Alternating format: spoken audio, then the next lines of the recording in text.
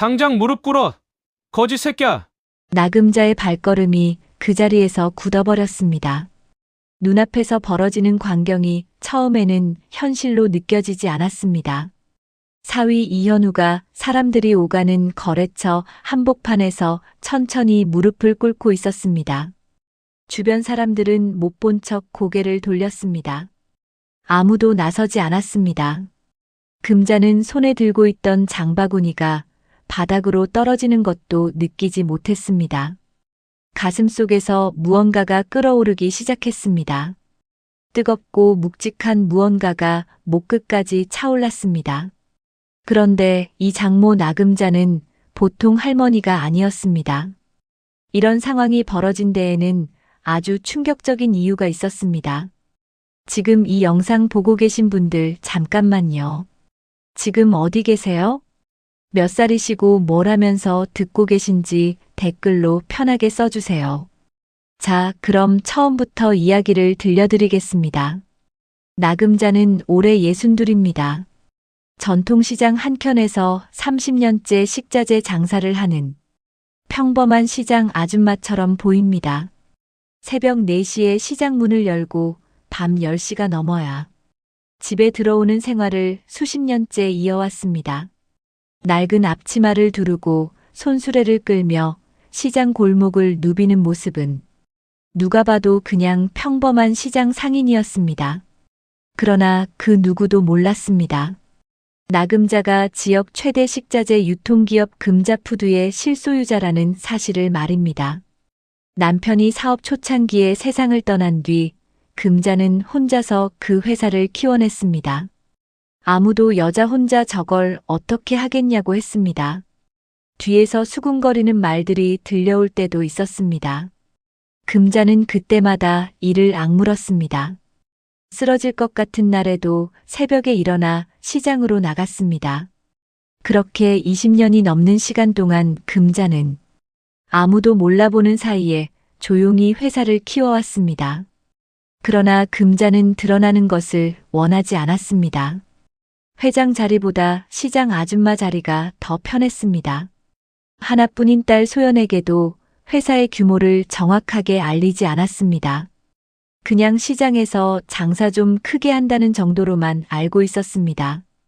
금자가 그렇게 살아온 데에는 이유가 있었습니다. 남편이 떠난 뒤 세상이 너무 빠르게 변했습니다. 돈이 생기자 주변 사람들이 달라졌습니다. 진심으로 대하는 사람과 돈을 보고 다가오는 사람을 구분하는 게 점점 어려워졌습니다. 그래서 금자는 선택했습니다. 그냥 시장 아줌마로 살기로 했습니다. 낡은 앞치마를 두르고 손수레를 끌며 진짜 사람들 속에서 살기로 했습니다. 그런 금자에게 딸 소연은 세상의 전부였습니다. 남편 없이 혼자 키워낸 딸이었기에 더욱 그랬습니다. 소연이 웃으면 금자도 웃었고 소연이 힘들면 금자도 밤새 잠을 이루지 못했습니다. 그렇게 귀하게 키운 딸이 데려온 남자가 바로 이현우였습니다. 처음 현우를 봤을 때 금자는 속으로 깊은 한숨을 삼켰습니다. 고아 출신이라는 말을 들었을 때부터 마음이 편하지 않았습니다. 딱히 나쁜 사람처럼 보이지는 않았습니다. 오히려 눈빛이 맑고 말투가 반듯한 청년이었습니다. 그런데 금자는 인정하고 싶지 않았습니다. 배경도 없고 집안도 없고 기댈 곳 하나 없는 사람이라는 생각이 머릿속을 떠나지 않았습니다. 저 사람이 우리 소연이를 지킬 수 있을까? 그 생각이 전부인 것처럼 느껴졌습니다. 그러나 사실 금자도 깊은 속마음은 알고 있었습니다. 능력이 문제가 아니었습니다. 배경이 문제가 아니었습니다. 평생 딸 하나만 보고 살아온 금자에게 딸을 빼앗긴다는 두려움이 있었습니다. 딸이 자신보다 저 남자를 더 사랑하게 될 것이라는 질투가 있었습니다. 그걸 스스로 인정하기가 싫었습니다. 그래서 포장했습니다. 능력도 없고 기도 약하다는 말로 포장했습니다. 결혼식 날도 금자는 웃음보다 불만이 앞섰습니다. 하객들 앞에서 억지로 웃음을 지었지만 속마음은 내내 편하지 않았습니다. 결혼 후에도 금자의 시선은 달라지지 않았습니다. 현우는 작은 식자재 납품 일을 시작했습니다. 매일 새벽부터 움직이며 거래처를 하나씩 늘려갔습니다. 소연은 남편이 얼마나 성실하게 일하는지 모른다고 했습니다. 그러나 금자의 눈에는 그저 고아 출신이 근근히 버티는 것처럼만 보였습니다. 밥상머리에서도 금자는 현우에게 먼저 말을 걸지 않았습니다. 명절에 모여도 현우를 크게 챙기지 않았습니다. 소연이 눈치를 보며 분위기를 맞추려 애를 썼지만 금자는 쉽게 마음을 열지 않았습니다. 현우는 그런 상황에서도 불평 한마디 하지 않았습니다. 장모 앞에서 늘 조용하고 예의 바르게 행동했습니다. 뭔가를 증명하려 하지도 않았고 인정받으려 애쓰는 티도 내지 않았습니다. 보육원에서 자라며 아무도 자기 편이 아닌 세상을 견뎌온 사람이었습니다. 그 시절부터 익숙해진 방식이었습니다. 기대하지 않으면 상처받지 않는다는 것을 몸으로 배운 사람이었습니다. 그냥 묵묵히 자기 자리를 지킬 뿐이었습니다. 금자는 그 모습이 때로 답답하기도 했습니다. 억울하면 한마디라도 하지 왜 저렇게 가만히 있냐는 생각이 들기도 했습니다. 그러나 금자는 그것이 현우가 살아온 방식이라는 걸 당시엔 알지 못했습니다. 그렇게 두 사람 사이엔 늘 보이지 않는 벽이 하나 서 있었습니다. 금자가 쌓은 벽이었고 현우는 그 벽을 허물려 하지 않았습니다. 그냥 벽 옆에서 조용히 자기 할 일을 했습니다. 그 벽이 무너지게 된 것은 금자가 전혀 예상하지 못한 날에 일어났습니다. 그리고 그 시작은 금자가 평생 잊지 못할 한 장면이었습니다. 당장 무릎 꿇어 이거지 새끼야. 그 말이 떨어지는 순간 금자의 발걸음이 굳어버렸습니다. 건물 안으로 들어서려던 참이었습니다. 평소 거래하던 식자재 업체에 물량 확인을 하러 가는 길이었습니다. 딱히 특별한 날도 아니었고 서두를 이유도 없는 평범한 오후였습니다. 그런데 안에서 들려온 그 목소리가 금자의 다리를 멈추게 했습니다. 금자는 안으로 들어가지 않고 문 옆에서 조용히 안쪽을 살폈습니다. 현우는 낯선 남자와 마주 서 있었습니다. 체격이 크고 목소리에 기름기가 잔뜩 뺀 남자였습니다. 나중에 알게 된 이름이 최강수였습니다. 지역 상공회의소 회장 최병태의 아들로 지역 식자재 유통망 상당 부분을 손에 쥐고 있는 사람이었습니다. 웬만한 납품업자들은 그의 눈치를 볼 수밖에 없는 위치였습니다. 강수는 팔짱을 낀 채 현우를 내려다보고 있었습니다. 표정에는 처음부터 비웃음이 담겨 있었습니다. 납품 단가 더 내리라고 했잖아요. 강수의 말투는 명령이었습니다. 부탁도 협의도 아니었습니다. 현우는 조용히 고개를 숙이며 말했습니다. 지금 단가에서 더 내리면 저희가 감당이 안 됩니다.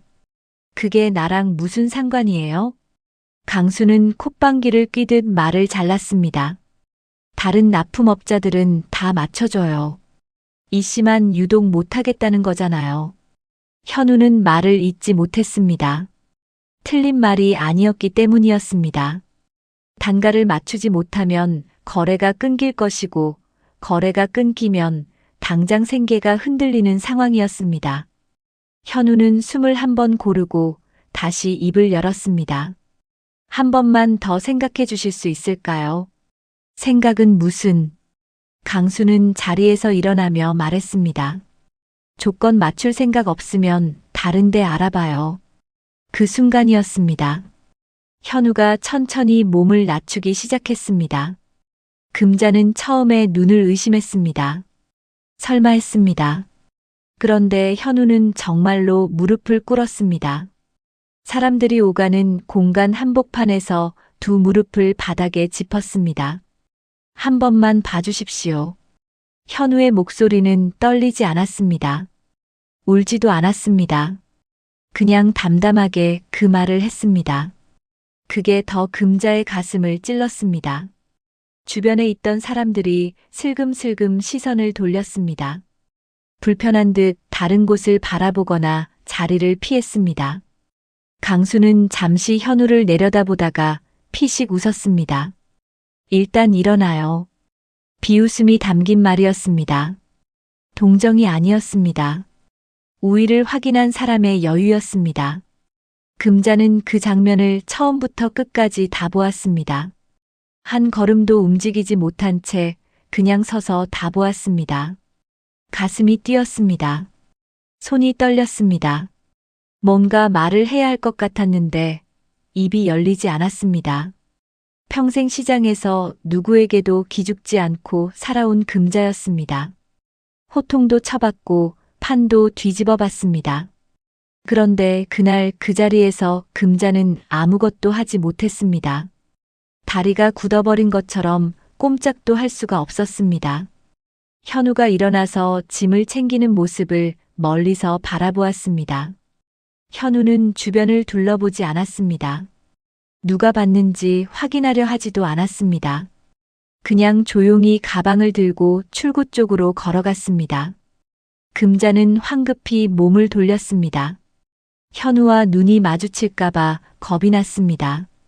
그 눈을 마주쳤을 때 자신이 어떤 표정을 지을 수 있을지 알 수 없었습니다.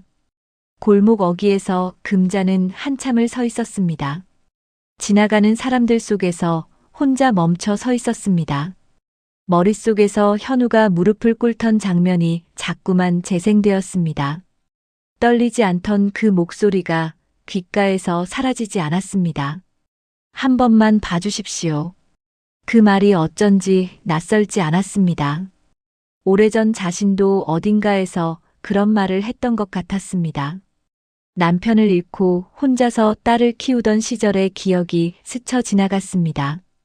아무도 봐주지 않던 시절에 혼자 버텨냈던 그 시간들이었습니다. 그때 금자도 무릎을 꿇고 싶었던 순간이 있었습니다. 자존심 같은 건 집어치우고 그냥 살려달라고 매달리고 싶었던 순간이 있었습니다. 그걸 참아낸 건 딸 소연 때문이었습니다. 현우는 지금 뭘 위해 그 무릎을 꿇었을까요? 금자는 천천히 걸음을 옮겼습니다. 집으로 향하는 발걸음이 평소보다 훨씬 무거웠습니다. 집에 돌아온 금자는 아무것도 하지 않았습니다.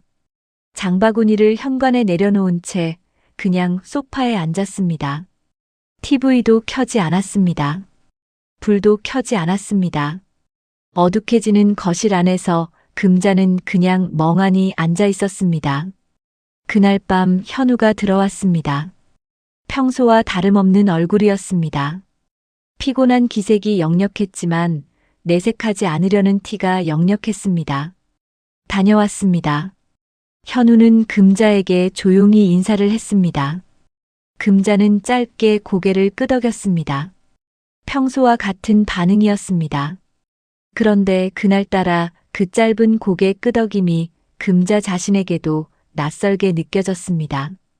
밥상 앞에서 세 사람은 말없이 식사를 했습니다. 소연이 이런저런 이야기를 꺼내며 분위기를 살렸지만 금자는 제대로 반응하지 못했습니다. 현우는 밥을 다 먹고 조용히 그릇을 치웠습니다. 설거지도 자기가 하겠다고 했습니다. 금자는 그 뒷모습을 바라보았습니다. 좁은 주방에서 묵묵히 그릇을 닦는 현우의 뒷모습을 처음으로 제대로 바라보았습니다. 저 사람이 오늘 무릎을 꿇었습니다. 저 사람이 오늘 사람들 앞에서 바닥에 무릎을 짚었습니다.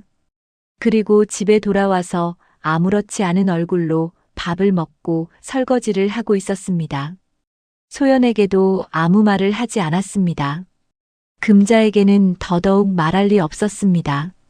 금자는 조용히 자리에서 일어나 방으로 들어갔습니다. 방문을 닫고 나서야 금자는 비로소 자신의 눈가가 뜨거워지고 있다는 걸 알았습니다.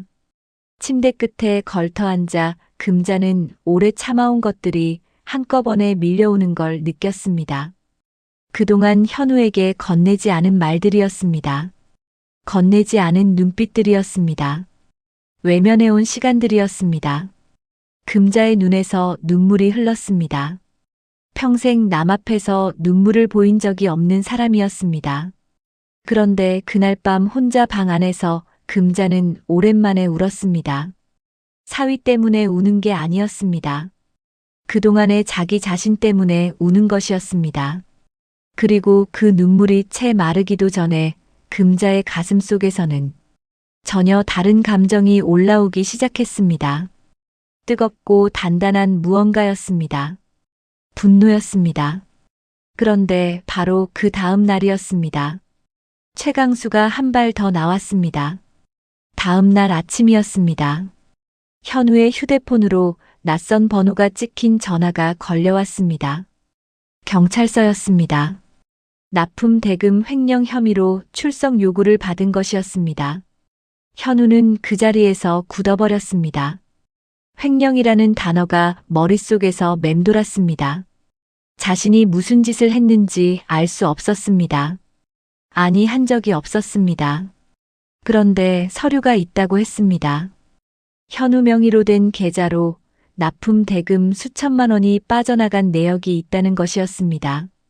현우는 떨리는 손으로 통장을 확인했습니다. 자신이 알지 못하는 거래 내역이 찍혀 있었습니다. 누군가 서류를 꾸몄다는 걸 직감했습니다. 최강수였습니다. 어제 무릎을 꿇렸던 것으로도 모자라 이번에는 아예 없애버리려는 것이었습니다. 현우는 소연에게 전화를 했습니다. 목소리가 떨렸습니다. 나 경찰서 가야 할 것 같아.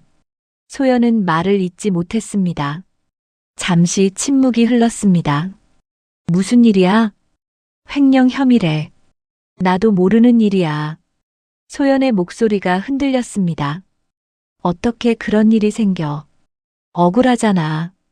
괜찮아. 내가 한 일이 아니니까 밝혀지겠지. 현우는 담담하게 말했습니다. 그러나 그 담담함 뒤에 얼마나 큰 두려움이 있는지 소연은 알고 있었습니다. 소연은 전화를 끊자마자 눈물을 쏟았습니다. 억울했습니다.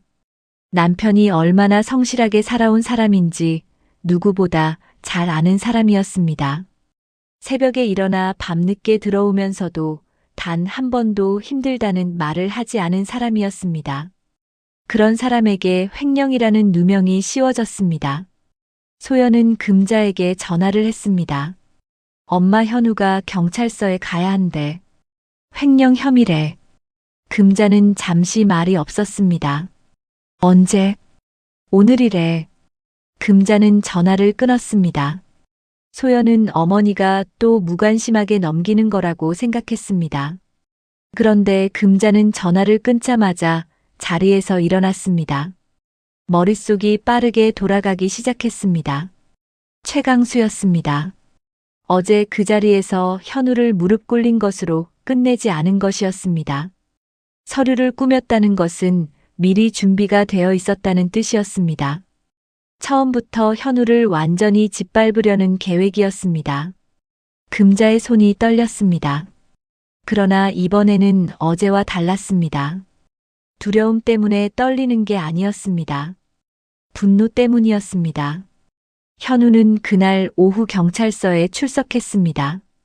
혐의를 전면 부인했지만 서류가 워낙 정교하게 꾸며져 있었습니다. 현우명의 계좌 거래 내역이었습니다. 현우가 직접 서명한 것처럼 꾸며진 서류들이었습니다. 조사는 길어졌습니다. 소연은 경찰서 앞에서 몇 시간을 기다렸습니다. 현우가 나왔을 때 얼굴이 하얗게 질려 있었습니다. 어떻게 됐어? 일단 조사는 끝났는데 혐의가 벗겨지려면 시간이 걸릴 것 같대. 현우는 담담하게 말했습니다. 그러나 그 눈빛이 달랐습니다. 처음으로 흔들리는 눈빛이었습니다. 소연은 현우의 손을 꽉 잡았습니다. 아무 말도 할 수 없었습니다. 그날 저녁 소식이 퍼지기 시작했습니다. 현우와 거래하던 업체들이 하나씩 연락을 끊었습니다. 횡령 혐의가 있는 사람과 거래를 이어갈 수 없다는 이유였습니다. 하루아침에 거래처가 반토막이 났습니다. 현우가 몇 년에 걸쳐 쌓아온 것들이 단 하루 만에 무너지기 시작했습니다. 현우는 집에 돌아와서도 아무 말을 하지 않았습니다. 밥도 제대로 먹지 못했습니다. 소연이 옆에서 뭔가 말을 걸려고 했지만 현우는 그냥 조용히 방으로 들어갔습니다. 문이 닫히는 소리가 들렸습니다. 소연은 그 문을 바라보다가 결국 눈물을 흘렸습니다. 금자는 그날 밤 그 집에 있었습니다. 소연이 너무 힘들어 보여서 들렀던 것이었습니다. 소연이 우는 모습을 보았습니다. 닫힌 방문을 바라보았습니다. 금자는 아무 말도 하지 않았습니다. 그러나 속은 달랐습니다. 가슴속에서 무언가가 단단하게 굳어가는 느낌이었습니다. 그날 밤 금자는 오래된 수첩을 꺼냈습니다. 30년 넘게 시장을 다니며 쌓아온 거래처와 상인들의 연락처가 빼곡하게 적혀 있는 수첩이었습니다. 그리고 또 다른 수첩을 꺼냈습니다. 금자푸드 관련 거래처들의 연락처가 적힌 수첩이었습니다. 세상에 거의 알려지지 않은 수첩이었습니다. 금자는 두 수첩을 나란히 펼쳐놓았습니다. 그리고 천천히 이름들을 훑어내려갔습니다. 최강수를 알만한 사람들이었습니다. 최강수의 유통망과 연결되어 있는 사람들이었습니다. 최강수 때문에 피해를 입었을 사람들이었습니다. 금자는 메모지에 이름을 적기 시작했습니다. 한 명 한 명 적어 내려갔습니다. 다음 날 새벽 금자는 평소보다 2시간 일찍 일어났습니다. 시장으로 나가기 전에 전화를 돌리기 시작했습니다. 오래된 거래처 사장님들이었습니다. 함께 시장을 지켜온 동료 상인들이었습니다. 나야. 나금자. 잠깐 볼 수 있어? 다들 의아해했습니다. 금자가 먼저 연락을 하는 일이 드문 일이었기 때문이었습니다. 그러나 금자라는 이름 하나로 다들 시간을 냈습니다. 금자는 사람들을 한 명씩 만났습니다. 최강수에 대해 물었습니다. 처음에는 다들 말을 아꼈습니다. 괜히 얽혔다가 불이익을 당할까봐 눈치를 보는 기색이 역력했습니다. 금자는 물러서지 않았습니다. 나 30년 동안 이 시장에 있었어요. 내가 나서면 달라져요. 그 말에 한 명이 먼저 입을 열었습니다. 납품 단가를 일방적으로 후려쳤다는 이야기였습니다. 계약서도 없이 구두로만 거래하다가 나중에 딴소리를 들었다는 이야기도 나왔습니다. 현우처럼 무릎을 꿇은 사람이 한둘이 아니라는 이야기도 나왔습니다. 한 명이 말을 시작하자 다른 사람들도 하나둘씩 입을 열기 시작했습니다. 다들 알고 있었습니다. 다들 당해왔습니다. 그러나 아무도 먼저 나서지 못했습니다. 최병태라는 이름이 뒤에 있었기 때문이었습니다. 지역 상공회의소 회장이라는 이름이었습니다. 그 이름 앞에서 다들 입을 닫아왔습니다. 금자는 그 이야기들을 하나도 빠짐없이 들었습니다. 그리고 조용히 말했습니다. 이번에 한번 제대로 해봅시다. 사람들이 금자를 바라보았습니다. 금자의 눈빛은 흔들리지 않았습니다. 그 눈빛을 본 사람들이 천천히 고개를 끄덕이기 시작했습니다. 판이 움직이기 시작했습니다. 그러나 금자는 알고 있었습니다. 시장 상인들을 모으는 것만으로는 부족하다는 것을 말입니다. 최병태를 상대하려면 그보다 더 큰 무언가가 필요했습니다. 금자는 오랫동안 꺼내지 않았던 것을 꺼낼 때가 됐다는 걸 알았습니다. 30년 동안 시장 아줌마로 살아오며 단 한 번도 세상에 드러내지 않았던 것이었습니다. 금자푸드 대표라는 이름이었습니다. 금자는 그날 밤 오랫동안 서랍 깊숙이 넣어두었던 명함을 꺼냈습니다. 깔끔한 흰 바탕에 검은 글씨로 딱 2줄만 적혀 있는 명함이었습니다. 금자푸드 대표이사 나금자. 금자는 그 명함을 한참 바라보았습니다. 마지막으로 이 명함을 꺼낸 게 언제였는지 기억도 나지 않았습니다. 세상에 드러나는 게 싫었습니다. 그냥 시장 아줌마로 사는 게 편했습니다. 그런데 지금은 달랐습니다. 사위가 누명을 쓰고 무너지고 있었습니다. 딸이 눈물을 흘리고 있었습니다. 금자는 명함을 손에 쥐었습니다. 그리고 전화기를 들었습니다. 나야. 오랜만이지. 전화를 받은 사람은 금자푸드 법무팀장이었습니다. 금자가 직접 전화를 한다는 것 자체가 이례적인 일이었습니다. 대표님 오랜만입니다. 무슨 일이십니까? 최강수라는 사람 있어. 서류 조작 건 파헤쳐줘야겠어. 법무팀장은 잠시 침묵했습니다. 최병태 회장 아드님 말씀하시는 겁니까? 그래. 또 침묵이 흘렀습니다. 알겠습니다. 바로 움직이겠습니다. 전화를 끊은 금자는 다음 통화를 이어갔습니다. 이번에는 금자푸드와 오랫동안 거래를 해온 회계법인이었습니다. 최강수의 거래 내역과 자금 흐름을 들여다봐 달라는 요청이었습니다.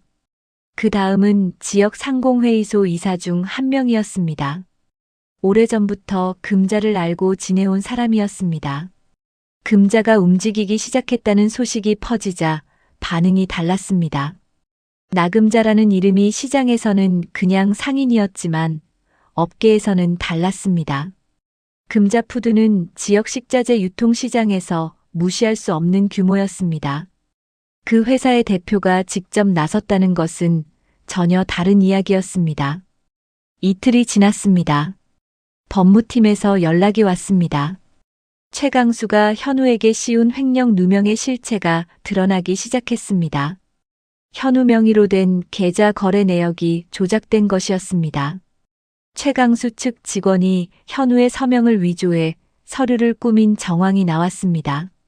거기서 끝이 아니었습니다. 법무팀장의 목소리가 조심스러워졌습니다. 대표님, 한 가지 더 나온 게 있습니다. 말해. 최강수 휴대폰에서 따님 사진이 수백 장 발견됐습니다. 금자는 말을 잃었습니다. 무슨 말이야? 따님이 시장 골목을 걷는 사진입니다. 카페에 앉아 있는 사진도 있고요. 법무팀장은 잠시 말을 멈췄습니다. 사위분과 함께 걷는 사진도 있었습니다. 전부 몰래 찍은 것들입니다. 날짜가 언제부터야? 현우 씨와 따님이 결혼하기 훨씬 전부터입니다. 수년 전부터 찍어온 것들입니다. 금자는 전화를 쥔 손에 힘이 들어갔습니다. 최강수가 따님을 오래전부터 마음에 품고 있었던 것 같습니다. 그 말의 의미가 머릿속에서 천천히 정리되었습니다. 최강수가 소연을 짝사랑해왔다는 것이었습니다. 소연이 현우와 결혼하자 현우를 없애버리기로 마음먹은 것이었습니다. 납품 단가를 후려친 것도 처음부터 현우를 무너뜨리려는 계획이었습니다. 무릎을 꿇린 것도 단순한 갑질이 아니었습니다. 소연의 남편이기 때문에 더 철저하게 짓밟으려 했던 것이었습니다. 횡령 누명을 씌운 것도 현우를 감옥에 보내서 소연 곁에서 완전히 떼어놓으려는 계획이었습니다. 금자는 전화를 끊었습니다. 한동안 아무 말도 하지 않았습니다. 손이 떨렸습니다. 그러나 이번에는 두려움 때문이 아니었습니다. 분노였습니다. 평생 시장에서 수많은 사람들을 상대해왔습니다. 못된 사람도 봤고 나쁜 사람도 봤습니다. 그런데 이런 인간은 처음이었습니다. 사람을 좋아한다는 감정을 이런 식으로 쓰는 인간이었습니다. 좋아한다는 감정이 상대를 향한 것이 아니었습니다.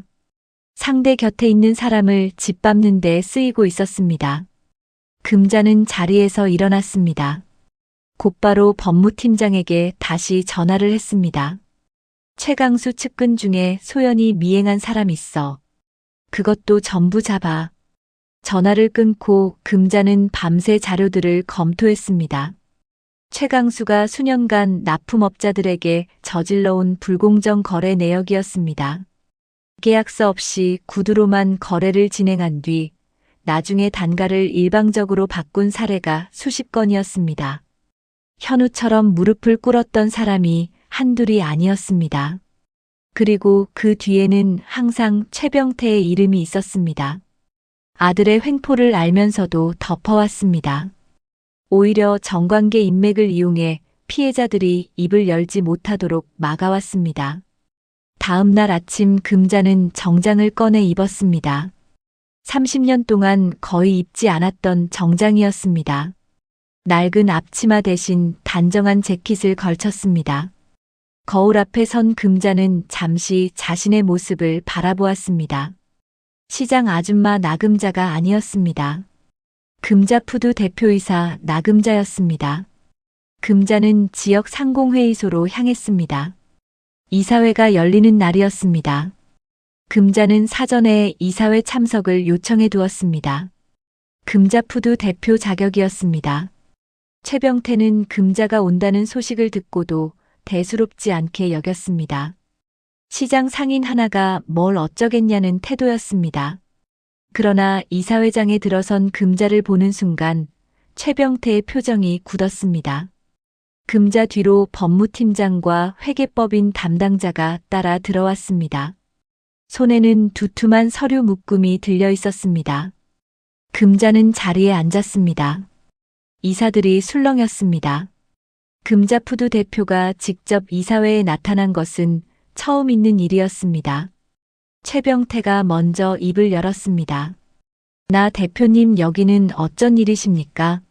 목소리에 여유가 있었습니다. 그러나 눈빛은 달랐습니다. 금자는 최병태를 똑바로 바라보았습니다. 최 회장님 아드님이 저희 사위에게 한 일 알고 계십니까? 최병태의 눈썹이 미세하게 움직였습니다. 무슨 말씀을 하시는 건지 모르신다면 제가 설명해 드리겠습니다. 금자는 서류 묶음을 테이블 위에 올려놓았습니다. 불공정 거래 내역이었습니다. 서류 조작 정황이었습니다. 현우에게 씌운 횡령 누명의 증거였습니다. 그리고 마지막으로 소연의 사진들이 담긴 자료를 꺼냈습니다. 이사들이 그 자료를 보는 순간 술렁임이 더 커졌습니다. 최 회장님 아드님은 저희 딸을 수년째 미행해왔습니다. 금자의 목소리는 조용했습니다. 그러나 그 조용함 안에 얼마나 큰 분노가 담겨 있는지 그 자리에 있는 사람이라면 누구나 알 수 있었습니다. 사위를 무너뜨리려 했던 것도 납품 거래 때문이 아니었습니다. 금자는 최병태를 똑바로 바라보았습니다. 딸 곁에 있는 사람을 없애버리려 했던 것이었습니다. 최병태의 얼굴이 굳어가기 시작했습니다. 뭔가 말을 하려고 했지만 나오지 않았습니다. 이사들 사이에서 낮은 술렁임이 계속되었습니다. 이 자료는 오늘 지역 언론사 3곳에 동시에 전달됩니다. 금자는 서류를 챙기며 말을 이었습니다. 그리고 금자푸드는 오늘부로 최강수 씨와 거래하는 모든 업체와의 거래를 재검토할 것입니다. 최병태는 입술을 굳게 다물었습니다. 그 말의 무게를 모르는 사람이 이사회장에 없었습니다. 금자는 자리에서 일어났습니다. 최병태보다 체격이 작았습니다. 그러나 그 자리에서 더 크게 보이는 사람은 금자였습니다. 힘없는 사람 무릎 꿇리고 남의 딸 몰래 쫓아다니는 건 쉬운 일이지요. 금자의 목소리는 여전히 조용했습니다. 근데 세상이 항상 그렇게 돌아가지는 않습니다. 금자는 이사회장을 나왔습니다. 복도를 걸어 나오는 금자의 걸음은 흔들리지 않았습니다. 최강수가 어떻게 되는지는 이제 시간 문제였습니다.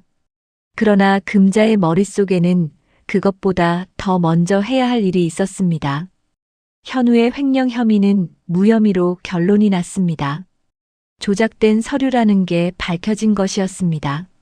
최강수에 대한 수사는 이제 막 본격적으로 시작되고 있었습니다. 서류 조작 혐의였습니다. 스토킹 혐의였습니다. 수십 건의 불공정 거래 혐의였습니다. 소연에게 연락이 왔습니다. 현우 씨 혐의 없음으로 결론 났대요. 소연의 목소리가 떨렸습니다. 안도인지 눈물인지 구분이 되지 않는 목소리였습니다. 현우는 한동안 말을 하지 못했습니다. 전화를 끊고 나서 한참 만에 소연에게 물었습니다. 누가 움직인 거야? 소연은 대답하지 못했습니다. 그러나 소연은 알고 있었습니다. 최강수가 자신을 오래전부터 지켜봐왔다는 사실을 전해 들은 순간 소연의 온몸에 소름이 돋았습니다. 그리고 그 모든 것을 먼저 알아채고 막아낸 사람이 어머니였다는 것을 알았습니다. 소연은 조용히 전화기를 들었습니다. 엄마. 금자는 짧게 대답했습니다. 응. 고마워. 전화기 너머로 잠시 침묵이 흘렀습니다. 됐어. 그냥 잘 살아. 금자는 전화를 끊었습니다. 판은 이미 기울어져 있었습니다. 그러나 금자의 마음속에는 아직 끝내지 못한 일이 하나 남아 있었습니다. 평생 가장 어렵게 느껴온 일이었습니다. 사과였습니다. 며칠이 지났습니다. 최강수는 결국 서류 조작 혐의와 스토킹 혐의로 검찰에 송치되었습니다. 최병태는 상공회의소 회장직에서 물러났습니다. 수십 년간 지역 상권을 쥐고 흔들던 부자가 한순간에 무너졌습니다. 지역 상인들 사이에서는 조용히 이야기가 돌았습니다. 나금자가 움직였다는 이야기였습니다. 시장 아줌마인 줄만 알았던 나금자가 사실 금자푸드 대표였다는 이야기였습니다. 사위를 위해 30년 동안 숨겨온 이름을 처음으로 꺼내 들었다는 이야기였습니다. 사람들은 저마다 한마디씩 했습니다. 역시 나금자라는 사람도 있었습니다. 사위 복이 터졌다는 사람도 있었습니다. 금자는 그 이야기들을 전해 들으면서도 아무 말을 하지 않았습니다. 그냥 평소처럼 시장을 지켰습니다. 낡은 앞치마를 두르고 손수레를 끌었습니다. 아무 일도 없었다는 듯이 살았습니다. 현우의 거래처들이 하나씩 다시 연락을 해오기 시작했습니다. 횡령 혐의가 누명이었다는 게 밝혀진 뒤였습니다. 오히려 더 좋은 조건을 제안하는 곳도 있었습니다. 현우는 그 연락들을 받으면서도 한동안 멍한 표정이었습니다. 자신이 어떻게 누명을 벗게 된 건지 아직 정확히 알지 못했습니다. 소연은 어머니가 움직였다는 걸 짐작하고 있었습니다. 그러나 금자는 여전히 아무 말도 하지 않았습니다. 그러던 어느 저녁이었습니다. 금자가 소연네 집 초인종을 눌렀습니다. 소연이 문을 열었습니다. 엄마 오늘 무슨 일이야? 금자는 평소처럼 들어오지 않았습니다. 문 앞에 서서 말했습니다. 현우 있어? 소연이 놀란 얼굴로 안쪽을 향해 불렀습니다. 현우야 엄마 왔어. 현우가 거실에서 나왔습니다. 금자를 보고 조용히 고개를 숙였습니다. 어머니 오셨어요. 금자는 현우를 바라보았습니다. 한동안 말이 없었습니다. 소연이 눈치를 보며 주방 쪽으로 물러서려 했습니다. 소연이 너도 있어. 금자의 말에 소연이 멈췄습니다. 세 사람이 거실에 마주 섰습니다. 금자는 잠시 바닥을 내려다보았습니다. 평생 누구 앞에서도 고개를 숙인 적이 없는 사람이었습니다. 그런데 그날 금자의 고개가 천천히 숙여졌습니다. 현우야. 현우가 굳었습니다. 장모가 자신의 이름을 그렇게 부른 적이 없었습니다. 내가 잘못했다. 거실이 조용해졌습니다. 소연이 숨을 참는 소리가 들릴 것 같았습니다. 금자는 고개를 든 채 현우를 똑바로 바라보았습니다. 능력이 없다고 생각한 게 아니었어. 목소리가 약간 떨렸습니다. 그러나 금자는 멈추지 않았습니다. 우리 소연이를 빼앗긴다는 게 두려웠던 거야. 소연의 눈가가 붉어졌습니다. 딸 하나만 보고 살아온 내가 딸을 잃는 것 같아서. 금자는 잠시 말을 멈췄습니다. 그게 무서워서 내가 싫었던 거야. 현우는 아무 말도 하지 않았습니다. 그냥 금자를 바라보았습니다. 그러면서 내 탓을 했어. 금자의 목소리가 낮아졌습니다. 능력도 없다고 배경도 없다고 속으로 단정 지었어. 금자는 숨을 한 번 고르게 쉬었습니다. 근데 그날 내가 무릎 꿇는 거 봤어. 현우의 눈빛이 흔들렸습니다. 장모가 그 자리에 있었다는 걸 처음 알았습니다. 가족 먹여 살리려고 그 자리에서 무릎을 꿇는 걸 봤는데 금자의 눈가가 붉어졌습니다. 내가 그동안 얼마나 못된 짓을 했나 싶더라. 현우는 입술을 꾹 다물었습니다. 눈이 빨개지고 있었습니다. 내가 더 먼저 그 자리에서 나섰어야 했는데 금자는 고개를 가볍게 숙였습니다. 미안하다 현우야. 거실에 침묵이 흘렀습니다. 소연이 결국 눈물을 흘렸습니다. 손으로 입을 막은 채 소리 없이 울었습니다. 현우는 한동안 아무 말도 하지 못했습니다. 보육원에서 자라며 가족이라는 단어가 항상 남의 이야기 같았습니다. 누군가 자신을 위해 나서준다는 게 어떤 느낌인지 몰랐습니다. 그런데 장모가 자신을 위해 움직였습니다. 말 한마디 없이 조용히 움직였습니다. 그리고 지금 미안하다고 말하고 있었습니다. 현우의 눈에서 눈물이 흘렀습니다. 닦으려 하지 않았습니다. 그냥 흘렸습니다. 어머니. 현우의 목소리가 갈라졌습니다. 저도 더 잘했어야 했습니다. 금자가 고개를 들었습니다. 어머니가 왜 그러시는지 알면서도 먼저 다가가지 못했습니다. 현우는 금자를 바라보며 말을 이었습니다. 저한테 가족이 생겼다는 게 아직도 믿기지 않을 때가 있습니다. 금자의 눈에서 눈물이 한 방울 흘렀습니다. 평생 남 앞에서 눈물을 보이지 않던 사람이었습니다. 그런데 그날은 참아지지 않았습니다. 금자는 천천히 현우에게 다가갔습니다. 그리고 처음으로 현우의 손을 잡았습니다. 투박하고 거친 손이었습니다. 매일 새벽부터 짐을 나르고 거래처를 뛰어다닌 손이었습니다. 가족을 위해 무릎을 꿇었던 손이었습니다. 금자는 그 손을 꼭 쥐었습니다. 이제 우리 식구다. 짧은 말이었습니다. 그러나 그 말 안에 금자가 평생 하지 못했던 말들이 전부 담겨 있었습니다. 현우는 고개를 숙였습니다. 어깨가 떨렸습니다. 소연이 두 사람 곁으로 다가왔습니다. 세 사람이 처음으로 같은 자리에서 같은 온도로 서 있었습니다. 그날 이후 달라졌습니다. 금자는 여전히 새벽에 시장으로 나갔습니다. 여전히 낡은 앞치마를 두르고 손수레를 끌었습니다. 그러나 주말이면 소연네 집에 들렀습니다.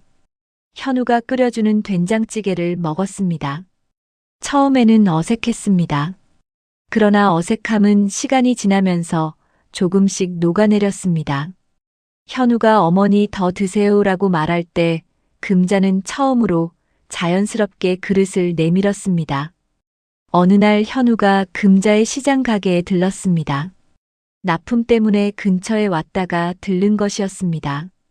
금자는 현우를 보고 짧게 말했습니다. 밥은 먹었어? 현우가 웃었습니다.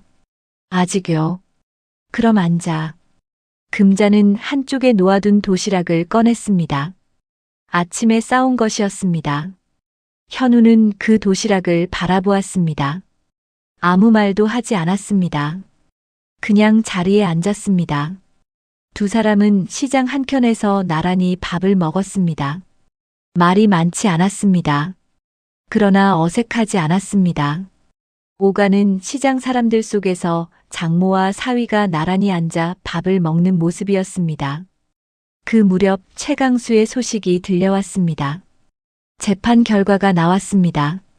서류 조작과 스토킹 혐의가 모두 인정되었습니다. 최병태는 수십 년간 쌓아온 지역 내 인맥과 영향력을 한순간에 잃었습니다. 아버지 배경만 믿고 살아온 최강수는 그 배경이 무너지자 아무것도 남지 않았습니다. 한때 지역 유통망을 쥐고 흔들던 사람이었습니다. 납품업자들을 무릎 꿇리며 우위를 즐기던 사람이었습니다. 그런데 지금은 그 모든 것을 잃고 재판정을 오가는 신세가 되었습니다. 금자는 그 소식을 전해 들으면서도 특별한 감흥이 없었습니다. 통쾌하지도 않았습니다. 그냥 당연한 일이 당연하게 된 것이었습니다. 금자는 문득 생각했습니다. 가족이라는 게 거창한 게 아니었습니다. 이렇게 나란히 앉아 밥 한 끼 먹는 것이었습니다. 말 한마디 없이도 편안한 것이었습니다. 그걸 알기까지 너무 오랜 시간이 걸렸습니다. 그러나 늦지 않았습니다. 지금이라도 알았으니 됐습니다. 금자는 조용히 현우의 그릇에 반찬을 더 얹어주었습니다. 현우는 아무 말 없이 받아 먹었습니다. 시장 골목에 오후 햇살이 내려앉았습니다. 두 사람 사이에 있던 오랜 벽이 완전히 무너진 자리에는 아무것도 없었습니다. 벽이 없어도 괜찮았습니다. 오히려 그 자리가 훨씬 따뜻했습니다. 여러분은 어떠신가요? 가족이라는 이름 아래 미처 하지 못한 말이 있으신가요? 인정하기 싫어서 외면해온 감정이 있으신가요? 나금자처럼 너무 늦기 전에 먼저 손을 내밀 수 있는 용기가 우리 모두에게 필요한지도 모릅니다. 가족이라서 더 잔인하게 굴었던 순간이 있었다면 오늘 이 이야기가 작은 위로가 되셨으면 합니다. 사랑한다는 말보다 미안하다는 말이 더 어려울 때가 있습니다. 그런데 그 어려운 말 한마디가 오랜 벽을 무너뜨리기도 합니다. 오늘 이 이야기 어떠셨나요? 공감이 되셨다면 댓글로 여러분의 이야기도 들려주세요. 그리고 이런 이야기가 더 보고 싶으시다면 구독과 좋아요 부탁드립니다. 여러분의 구독 하나가 이런 이야기를 계속 만들어가는 힘이 됩니다.